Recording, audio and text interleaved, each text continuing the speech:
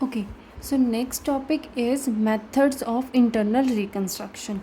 Internal reconstruction के basically दो methods होते हैं, alteration in share capital और reduction in share capital. Alteration in share capital जो होता है उसके लिए कंपनी को कभी भी कोर्ट से सेंशन लेने की ज़रूरत नहीं होती है, कंपनी को कोर्ट से अप्रूवल की कोई ज़रूरत नहीं होती है। कंपनी अपनी शेयर कैपिटल के अंदर अल्टरेशन कर सकती है अगर उसके आर्टिकल ऑफ एसोसिएशन AOA के अंदर अगर मेंशन किया हुआ है तो वो अपने MOA मेमोरेंडम ऑफ एसोसिएशन के जो कैपिटल क्लोज होता है, मेमोरेंडम ऑफ एसोसिएशन का कैपिटल क्लोज होता है, उस कैपिटल क्लोज में ऑल्टरेशन कर सकती है और उस ऑल्टरेशन में वो क्या कर सकती है, वो कंसोलिडेशन ऑफ शेयर कर सकती है, सब डिवीज़न ऑफ शेयर्स कर सकती है and conversion of shares into the stock. ये तीनों तरीके अपना सकती है और इन तीनों के लिए कंपनी को कोर्ट से अप्रूवल की कोई ज़रूरत नहीं होती।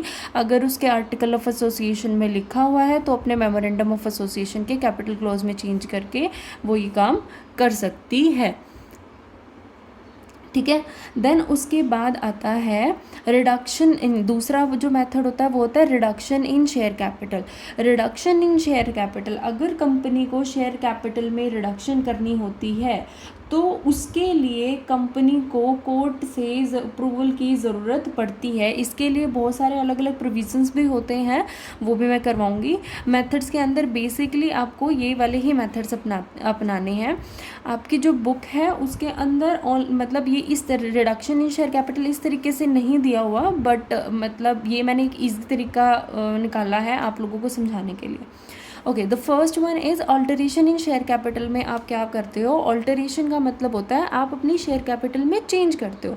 बट चेंज करने का मतलब ये नहीं है कि आपकी शेयर कैपिटल आप कम कर रहे हो, ज़्यादा कर रहे हो। ऑल्टरेशन आप उसके में थोड़े बहुत चेंजेस लाइक इंटरनल चेंजेस लेके आ रहे हो। जैसे कि फॉर एग्जाम्पल अगर कंसोलिडेशन ऑफ शेयर्स की बात करें, कंसोलिडेट का मतलब होता है इकट्ठा करना। ठीक है, तो कंपनी क्या करती है, जो उसकी एग्जिस्टिंग शेयर्स होते हैं जो स्मॉल डिनोमिनेशंस के होते हैं, उन स्मॉल डिनोमिनेशंस के शेयर्स को वो बड़ी डिनोमिनेशंस में कन्वर्ट कर देती है। जैसे कि अगर मैं कंसोलिडेशन का एग्जांपल लूँ तो कंसोलिडेशन का एग्जांपल है जैसे कि फॉर एग्जांपल कि अगर एक कंपनी है एक्स लिमिटेड, ठीक है, क्या है, कंपनी है, क्या है, एक्स लिमिटेड है। ठीक है, उसके पास शेयर कैपिटल है जिसके अंदर शेयर कैपिटल कितने की है, 20 लाख शेयर्स की, सॉरी 20 लाख की शेयर कैपिटल है जिसको उसने डिवाइड किया हुआ है, डिवाइडेड इनटू 2 लाख शेयर्स। ठीक है, किसमें, 2 lakh shares at the rate of 10 each. ठीक है, 10 रुपये का एक शेयर। तो कंपनी क्या करती है, कंपनी डिसाइड करती है कि वो अपने शेयर्स को कंसोलिडेट करेगी। तो अगर वो कंसोलिडेट करती है तो कंसोलिडेट करते वक्त वो क्या करेगी, अपने ये जो शेयर्स हैं, शेयर कैपिटल तो 20 लाख की रहेगी but 2 lakh shares at the rate of 10 each के बजाय वो कर देती है 20,000 shares at the rate of 100 each. ठीक है, तो कंसोलिडेट का करने का मतलब होता है जो स्मॉल डिनोमिनेशंस के शेयर्स होते हैं उनको बिग डिनोमिनेशंस में कन्वर्ट कर देना। ठीक है, इसे शेयर टोटल जो शेयर कैपिटल है उस पर कोई भी फर्क नहीं पड़ता। और इसके लिए फिर वो जनरल एंट्री पास ऑन करती है। जनरल एंट्री क्या पास ऑन करेगी, वो इसके लिए वो मैं यहाँ पे मेंशन कर रही हूँ। जनरल एंट्री करती है share capital account debit to share capital account. ठीक है, बट वो क्या करेगी, जो 10 रुपये की डिनोमिनेशन वाले शेयर्स थे उसको 100 रुपये की डिनोमिनेशंस में कन्वर्ट कर रही है। तो सिर्फ इतना मेंशन करेगी और अमाउंट जो है वो 20 लाख की 20 लाख रह जाएगी। ठीक है, वो इतना करती है। तो इसे बोलते हैं share capital account debit to share capital. 10 रुपये वाले शेयर्स को 100 रुपये पर शेयर में कन्वर्ट कर दिया। ठीक है, तो यहाँ पे नंबर ऑफ़ शेयर्स जो है वो रिड्यूस हो जाएंगे बट शेयर कैपिटल पे कोई फ़र्क नहीं पड़ेगा। उसके बाद आता है दूसरा, आता है sub division of share. Sub division में इसका बिल्कुल रिवर्स होता है। जैसे अभी हमने किया था 20 लाख की थी divided into 2 lakh shares of 10 each. ठीक है, अब मान लो इसका रिवर्स हो जाएगा। अब यहाँ पे तो उसने क्या किया था, इसको चेंज करके 20,000 शेयर्स ऑफ 100 ईच किया था। इसकी बजाय सब डिवीज़न के अंदर वो क्या करती है, उसने कन्वर्ट कर दिया कि 2 लाख शेयर्स ऑफ 10 ईच था, उसने क्या कर दिया 4 लाख शेयर्स 5 ईच। ठीक है, अब 5 ईच करने के बाद भी नॉर्मल जो शेयर कैपिटल है वो तो 20 लाख की रहेगी, बट एक जो शेयर की वैल्यू है वो क्या हो जाएगी, कम हो जाएगी। मतलब कि जो बड़ी डिनोमिनेशंस के शेयर है उनको स्मॉल डिनोमिनेशन में कन्वर्ट कर देना, वो होता है सब डिवीज़न ऑफ शेयर्स। इसका बिल्कुल रिवर्स हो जाएगा और एंट्री भी फिर सेम हो जाएगी। मतलब जैसे 10 रुपये का जो शेयर था उसको कन्वर्ट करके उसने क्या किया, 5 रुपये में कन्वर्ट कर दिया, तो यहाँ पे 5 रुपये आ जाएगा। That's it. ठीक है, देन उसके बाद थर्ड आता है conversion of shares into stock. ठीक है, शेयर्स को स्टॉक में कन्वर्ट करना। शेयर्स को जब स्टॉक में कन्वर्ट करते हैं तो उसका मतलब क्या होता है, बेसिकली कंपनी क्या करती है, अपने जो शेयर्स होते हैं उनको कन्वर्ट कर देती है स्टॉक्स के अंदर। जैसे फॉर एग्ज़ाम्पल अगर हम इसका एग्ज़ाम्पल लेते हैं, फॉर एग्ज़ाम्पल कि एक्स लिमिटेड ही एक कंपनी है, ठीक है, वो क्या करती है, अपने 20,000 इक्विटी शेयर्स, 20,000 इक्विटी शेयर्स जो हैं, ठीक है, जो कि हैं at the rate of 10 each. ठीक है, वो क्या है, at the rate of 10 each fully paid up, उनको कन्वर्ट कर देती है 2 lakh worth of equity stock. ठीक है, मतलब वो क्या करती है, ये शेयर्स को सीधा वो स्टॉक्स में कन्वर्ट कर देती है 2 लाख रुपए के स्टॉक्स के अंदर। और इसके लिए फिर वो एंट्री क्या करती है, सिंपल सी बात है, equity share capital account debit to equity stock account, equity share capital account debit to equity stock. ठीक है, सिर्फ स्टॉक का मतलब बेसिकली क्या होता है कि जब नंबर ऑफ शेयर्स का इकट्ठा ग्रुप बना दिया जाता है तो उसे स्टॉक बोला जाता है। तो नंबर ऑफ शेयर्स का जो इकट्ठा ग्रुप, अब वो है तो 20,000 शेयर्स थे 10 रुपये के एक के हिसाब से, बट उसको पूरे का ही एक इकट्ठा स्टॉक बना दिया, तो इक्विटी शेयर कैपिटल जो 2 लाख की थी उसको कन्वर्ट करके 2 लाख के स्टॉक के अंदर कन्वर्ट कर दिया। ठीक है, बट इनके अंदर जो है, ये जो सारे मेथड्स हमने किए हैं इनके अंदर कोर्ट से अप्रूवल की कोई ज़रूरत नहीं होती। कंपनी को सिर्फ और सिर्फ ये ध्यान में रखना है कि कंपनी एक स्पेशल रेजोल्यूशन पास कराएगी for alteration in share capital and sanction of the court की कोई ज़रूरत नहीं होती। कंपनी को सिर्फ और सिर्फ क्या होता है, एक स्पेशल रेजोल्यूशन पास करवाना होता है। किससे, कंपनी के मतलब एनुअल जनरल मीटिंग में स्पेशल रेजोल्यूशन पास करवाएगी। कंपनी को कोर्ट से अप्रूवल की कोई ज़रूरत नहीं होती अगर वो अपने ऑल्टरेशन करना चाहती है शेयर कैपिटल के अंदर। तो ये तो हो गया ऑल्टरेशन इन शेयर कैपिटल, जो फर्स्ट मेथड है, जिसके अंदर 3 मेथड और है। उसके बाद आता है दूसरा, रिडक्शन इन शेयर कैपिटल। ठीक है, शेयर कैपिटल में रिडक्शन करने के लिए कंपनी को क्या करना पड़ता है, कंपनी को कोर्ट से अप्रूवल की ज़रूरत पड़ती है। ठीक है, अब कंपनी को जब कोर्ट से अप्रूवल की ज़रूरत पड़ती है, इसकी कुछ कंडीशंस होती हैं या फिर कह सकते हो कि प्रोसीजर होता है शेयर कैपिटल को रिड्यूस करने के लिए। ठीक है, अब इसकी कंडीशंस क्या क्या होती हैं वो देखो। ठीक है, कंडीशन क्या होती है रिडक्शन की, सबसे पहली कंडीशन होती है कि company must be authorise by its article of association to reduce the share capital. If there is no provision in the article to do so, it must pass a special resolution to alter its article of association. ये कहता है कि company की जो है article of association है उसके अंदर अथराइज होना चाहिए, कंपनी के पास परमिशन होनी चाहिए, वो अथराइज करे कि वो अपनी शेयर कैपिटल को रिड्यूस कर सकती है। और अगर आर्टिकल में ऐसा नहीं लिखा हुआ तो उसे स्पेशल रेजोल्यूशन पास करवाना पड़ेगा अपने आर्टिकल ऑफ एसोसिएशन में ऑल्टरेशन करवाने के लिए। ठीक है, दूसरी कंडीशन क्या है कि एक special resolution effecting the reduction of share capital must be pass at the general meeting and a copy thereof should be filed with the registrar within 30 days of passing the resolution. Company को special resolution pass करवाना पड़ेगा अपनी annual general meeting के अंदर और उसकी एक copy registrar को विद इन 30, जिस दिन वो रेजोल्यूशन पास हुआ है उसके 30 दिनों के अंदर अंदर जमा करवानी पड़ेगी। ठीक है, देन उसके बाद आता है कि company must file a petition to the tribunal for an order confirming the reduction and the tribunal passes the scheme of capital reduction on such a terms and condition as it may think fit only after the consent of creditors have been obtained or their claim have been settled। Simple सी बात कहता है कि company को जो है एक petition file करनी पड़ेगी ट्रिब्यूनल में ताकि वो ये कंफर्म करा सके कि उसे रिडक्शन करनी है, और ट्रिब्यूनल जो है इस कैपिटल रिडक्शन को उन टर्म्स एंड अगर उसे सही लगता है तो वो इसकी परमिशन दे देगा, अदरवाइज वो नहीं देता है। ठीक है, देन उसके बाद कंपनी को क्या करना पड़ेगा, द ट्रिब्यूनल जो है वो कंपनी को डायरेक्ट भी कर सकता है कि वो अपनी कंपनी के जो नाम है उसके अंदर एंड रिड्यूस्ड वर्ड का यूज़ करे, जब तक उसे सही लगता है तब तक ट्रिब्यूनल उसे ये करने के लिए बोल सकता है, जब तक उसे ठीक लगता है तब तक वो उसकी परमिशन देता है। और सच ये जो वर्ड्स होते हैं deemed to be a part of the name of the company, company के नाम में ये जुड़े जाएंगे, जब तक उसे ठीक लगेगा तब तक उसे ये नाम जोड़ के रखना पड़ेगा, कंपनी को अपने नाम के अंदर एंड रिड्यूस्ड वर्ड को यूज़ करना पड़ेगा।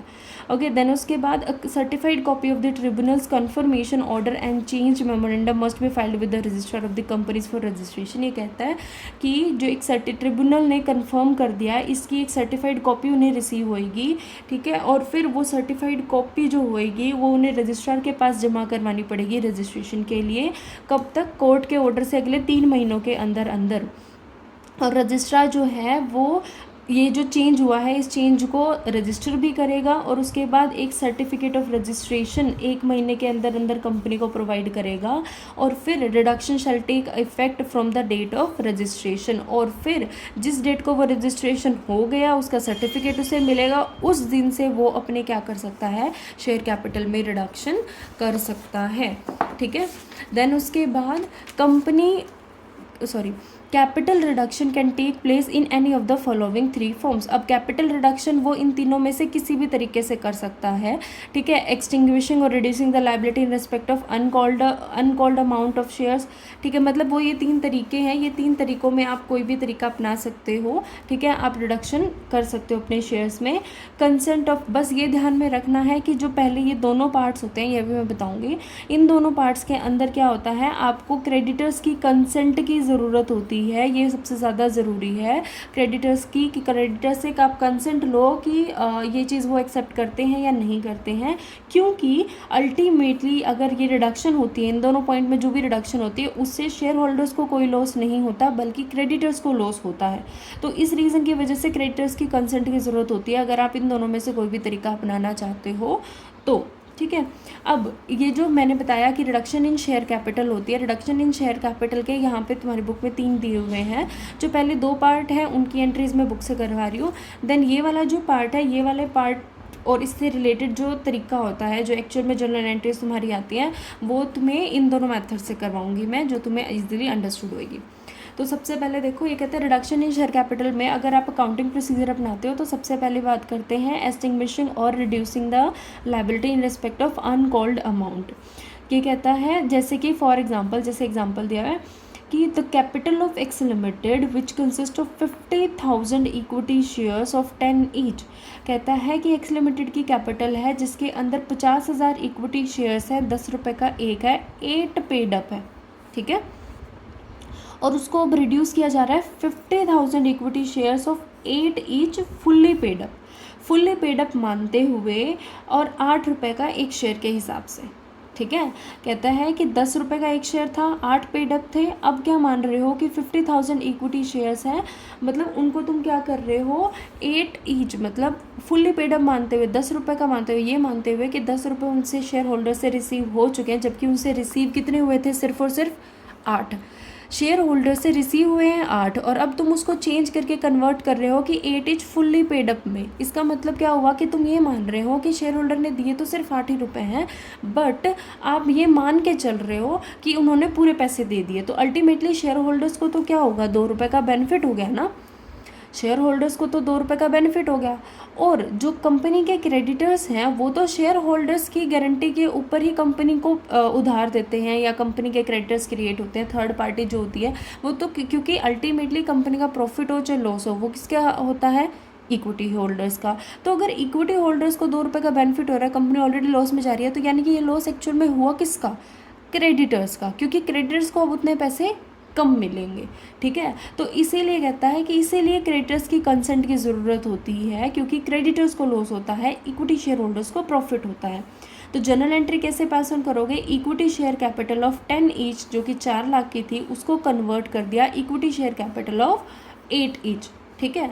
तो इसमें 2 रुपये का जो है बेनिफिट हो जाता है शेयर होल्डर्स को, और जो सिक्योरिटी, मतलब क्योंकि क्रेडिटर्स जो होते हैं वो शेयर होल्डर्स की सिक्योरिटी पे कंपनी को पैसे देते हैं, तो इसीलिए उनको क्या हो जाता है, लॉस। ओके।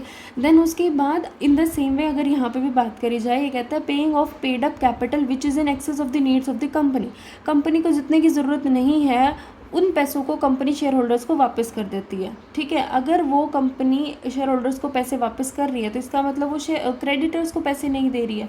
जब वो उनको पैसे वापस दे रही है तो अल्टीमेटली यहाँ पे भी अगर सरप्लस कैपिटल उनको वापस की जा रही है तो क्रेडिटर की सिक्योरिटी जो है वो एक तरीके से इफेक्ट होती है, तो अल्टीमेटली यहाँ पे भी उनको लॉस होता है। एंट्री क्या होगी, share capital account debit to shareholder and shareholder account debit to bank account. उनके भी दोनों, आप दोनों की इकट्ठी वो भी कर सकते हो, मतलब अगर सेम एंट्री भी करना चाहते हो या इकट्ठी एंट्री भी करना चाहते हो वो भी कर सकते हो, कोई हार्डली इशू नहीं है, ठीक है। देन उसके बाद जो इम्पॉर्टेंट पोर्शन है वो आता है रिडक्शन इन शेयर कैपिटल के दो मेथड्स होते हैं, ठीक है। दो मेथड्स होते हैं, ओनली पेड अप कैपिटल, मतलब आप अगर शेयर कैपिटल को एक्चुअल जो मेथड्स होते हैं जो तुम्हारी जनरल एंट्रीज में होते हैं वो यही वाले मेथड्स होते हैं। रिडक्शन इन शेयर कैपिटल, कि अगर आपकी जो शेयर कैपिटल है अगर आपको उसको रिड्यूस करते हो, कोर्ट से आपको परमिशन मिल चुकी है रिड्यूस करने के लिए, तो आप दो तरीके से रिड्यूस कर सकते हो। मेन इंपॉर्टेंट जो तरीके हैं वो दो तरीके भी हैं और ये दो तरीके भी हैं, बट उन दोनों तरीक़ों में शेयर होल्डर्स को बेनिफिट होता है। और ये वाले जो दोनों तरीके हैं इनमें क्या होता है, शेयर होल्डर्स को लॉस होता है, क्योंकि अल्टीमेटली जो लॉस होता है वो कौन बियर करते हैं, शेयर होल्डर्स बियर करते हैं, थर्ड पार्टी बियर नहीं करती है। तो एक्चुअल में ये वाले जो मेथड्स होते हैं ये ज़्यादा अपनाए जाते हैं। तो रिडक्शन इन शेयर कैपिटल के अंदर क्या होता है, दो मेथड्स। एक कंपनी शेयर कैपिटल को रिड्यूस करती है सिर्फ अपनी पेड अप वैल्यू को चेंज करके, एक दूसरा कर सकती है जब वो अपनी फेस वैल्यू और पेड अप वैल्यू दोनों को चेंज करती है, ठीक है। फेस वैल्यू और पेड अप वैल्यू जब दोनों को चेंज करती है, और एक सिर्फ और सिर्फ अपनी पेड अप वैल्यू को चेंज करती है। सिंपल सा छोटा सा एग्जांपल है, ध्यान से सुनना। सपोज करो कि कंपनी के पास 10,000 शेयर्स हैं, 10 ईच, और फुल्ली पेड अप शेयर्स हैं। तो कंपनी की शेयर कैपिटल कितने की हुई, 1 लाख की, ठीक है। कंपनी के पास 10,000 शेयर्स हैं, 10 ईच, फुल्ली पेड अप, ठीक है। और कंपनी की जिसकी वजह से शेयर कैपिटल कितने की है, 1 लाख की। अब कंपनी क्या करती है, कंपनी अपने शेयर होल्डर्स को बोलती है कि आप अपना जो मनी है, शेयर है या क्लेम है उसको सेक्रीफाइस कर दो, क्योंकि कंपनी लॉसेस में जा रही है। तो इसीलिए कंपनी चाहती है कि वो आपके जो शेयर्स हैं जो कि 10 रुपये का एक है और फुली पेड अप है, आपने पूरे 10 के 10 रुपये दे चुके हो हमें, बट क्योंकि हमारे पास पैसों की ज़रूरत है या हमारी कंपनी लॉस में जा रही है, हम उसको इंटरनली रिकन्स्ट्रक्ट कर रहे हैं, तो हम चाहते हैं कि आप अपना क्लेम जो है वो सेक्रीफाइस कर दो। अगर वो चाहती है कि अपना क्लेम सेक्रीफाइस कर दो तो कंपनी क्या करती है, कंपनी कहती है कि तुम्हारे जो फुल्ली पेड अप शेयर्स हैं हम उसको 8 रुपये पेड अप में कन्वर्ट करना चाहते हैं। तो 8 रुपये पेड अप में अगर वो कन्वर्ट करते हैं तो देखो शेयर होल्डर्स ने पैसे कितने दे दिए, 10 रुपये, फेस वैल्यू कितने की है, 10 रुपये की, तो पेड अप वैल्यू कितने की है, 10 रुपये की, ठीक है। पेड अप वैल्यू 10 रुपये की, लेकिन अब कंपनी अपनी बुक्स में ये दिखाएगी कि हाँ 8 रुपये पेड अप में वो दिखाएगी कि कंपनी को 10,000 शेयर्स पे सिर्फ 8 रुपये पेड अप हुए हैं, 8 रुपये ही मिले हैं शेयर होल्डर्स से। तो शेयर होल्डर्स को लॉस हो गया। एक तो उन्होंने जो ऑलरेडी 2 रुपये दे चुके थे वो वाले नील हो गए उनके, ठीक है, तो वो 2 रुपये का लॉस हो गया। दूसरा, इन फ्यूचर क्योंकि शेयर की फेस वैल्यू तो 10 रुपये ही है ना, शेयर की फेस वैल्यू तो 10 रुपये है, ठीक है, तो इन फ्यूचर जब कंपनी को ज़रूरत पड़ेगी तो उन्हें 2 रुपये और भी देने पड़ेंगे। तो अल्टीमेटली कंपनी को लॉस शेयर होल्डर्स को लॉस कितने का हुआ, 4 रुपये का, है ना। तो कंपनी क्या करती है, रिड्यूस कर देती है, और कंपनी के पास अब क्या होते हैं, 10,000 शेयर्स होते हैं, 10 ईच है, तो फेस वैल्यू 10 रुपये की ही, लेकिन पेड अप कितना है, 8 रुपये पर शेयर। तो कंपनी की शेयर कैपिटल कितने की होगी, 80,000 की, ठीक है। तो इसमें शेयर होल्डर्स को डबल लॉस होता है। एक तो वो कि अगर फेस वैल्यू 10 की थी, फुल्ली पेड अप थे, ठीक है, तो कंपनी के पास उसके शेयर होल्डर के 10 के 10 रुपये आ चुके हैं। जब कंपनी के 10 के 10 रुपये आ चुके हैं, उसमें से अब कंपनी कहती है कि तुमने हमें 10 रुपये तो दे दिए, लेकिन हम ये दिखाना चाहते हैं कि तुमने हमें सिर्फ 8 रुपये दिए हैं, तो क्या आप इस चीज़ पे एग्री हैं। और अगर वो एग्री हो जाते हैं शेयर होल्डर, तो कंपनी, एक तो उन्होंने जो 2 रुपये दिए हैं वो घट गए, 10 रुपये उन्होंने दिए थे, लेकिन कंपनी बुक्स में ये दिखा रही है कि सिर्फ 8 ही रुपये दिए हैं। कंपनी क्या दिखा रही है कि सिर्फ 8 रुपये दिए हैं, तो 2 रुपये का लॉस तो वो गया, जो उन्होंने ऑलरेडी दे दिए थे वो भी गए।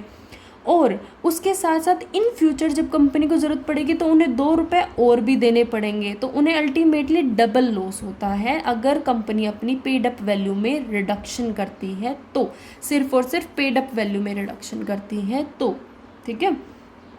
अब नेक्स्ट आता है बोथ फेस वैल्यू और पेड अप वैल्यू, दोनों में ही अगर वो रिडक्शन करती है तो इन दैट केस क्या होता है, सपोज करो जैसे कि फॉर एग्जांपल अगर कंपनी के वही है 10,000 शेयर्स है 10 ईच के हिसाब से, फेस वैल्यू क्या है कंपनी के शेयर्स की 10 रुपये ही है, फेस वैल्यू 10 रुपये है और 10 रुपये में फुल्ली पेड अप मानते हुए तो कंपनी को 10 के 10 रुपये मिल चुके हैं, डन। 1 लाख की शेयर कैपिटल। अब कंपनी क्या करती है, कंपनी पूछती है वही सेम चीज़, लेकिन कंपनी कहती है कि हम फेस वैल्यू और पेड अप वैल्यू दोनों में चेंज कर रहे हैं कि आपने 10 रुपये का एक शेयर खरीदा था, हम उसको 8 रुपये का एक शेयर बना रहे हैं फुल्ली पेड अप मानते हुए। तो अगर 10 रुपये का शेयर है उसको 8 रुपये का शेयर बना रहे हो तो शेयर होल्डर जो 10 रुपये दे चुके हैं अब उनके उस शेयर की वैल्यू 8 रुपये पर शेयर होगी, तो यानी कि 2 रुपये जो उन्होंने ऑलरेडी दे दिए वो तो नील, ठीक है, वो तो हुए नहीं। बट क्योंकि अब वो तो देखो अगर वो खाली पेड अप वैल्यू चेंज करती तो पेड अप वैल्यू में फेस वैल्यू तो 10 की रहती, 8 रुपये पेड अप वैल्यू होगी तो उन्हें डबल लॉस होता, 2 रुपये जो ऑलरेडी दे चुके थे वो भी देने पड़े, वो भी गए पानी में और 2 रुपये और उन्हें एक्स्ट्रा भी देने पड़ेंगे इन फ्यूचर। बट अब कंपनी कहती है कि हमने 10 रुपये की फेस वैल्यू से उसे कन्वर्ट करके 8 रुपये की फेस वैल्यू वाला बना दिया। अगर फेस वैल्यू 8 रुपये की है उसमें तुम 8 ही पेड अप दिखा रहे हो, मतलब वो कहता है कि पेड अप वैल्यू भी अब 8 रुपये हो जाएगी, फेस वैल्यू भी अब 8 रुपये हो जाएगी। जब दोनों ही चीज़ें 8 रुपये हो जाएंगी तो कंपनी को इन फ्यूचर मतलब शेयर होल्डर्स को इन फ्यूचर में कुछ देने की ज़रूरत नहीं है। अब उन्होंने जो ऑलरेडी 2 रुपये दे दिए थे उन 2 रुपये का क्या हो जाएगा, कंपनी शेयर होल्डर्स को लॉस हो जाएगा। लेकिन फ्यूचर में उन्हें कुछ भी देने की ज़रूरत नहीं है क्योंकि फेस वैल्यू जो है वो तो 8 ही रुपये की है और 8 रुपये कंपनी शेयर होल्डर्स कंपनी को दे चुके हैं। तो इसीलिए यहाँ पे क्या होता है, सिंगल लॉस होता है। तो यहाँ पे जो होता है शेयर होल्डर्स को सिंगल लॉस होता है, लेकिन अगर यहाँ पे बात करी जाए तो शेयर होल्डर्स को डबल लॉस होता है, ठीक है। तो ये होते हैं मेथड्स ऑफ इंटरनल रिकंस्ट्रक्शन, ठीक है। उसके बाद नेक्स्ट जो टॉपिक है वो हमारा है जर्नल एंट्रीज़, कि अगर हमारा इंटरनल रिकंस्ट्रक्शन करते हैं तो जर्नल एंट्रीज़ क्या होती हैं और अकाउंटिंग ट्रीटमेंट, एक तरीके से बोल सकते हो कि अकाउंटिंग ट्रीटमेंट क्या होता है, तो हम नेक्स्ट वीडियो के अंदर वो करेंगे। ओके, बाय बच्चों।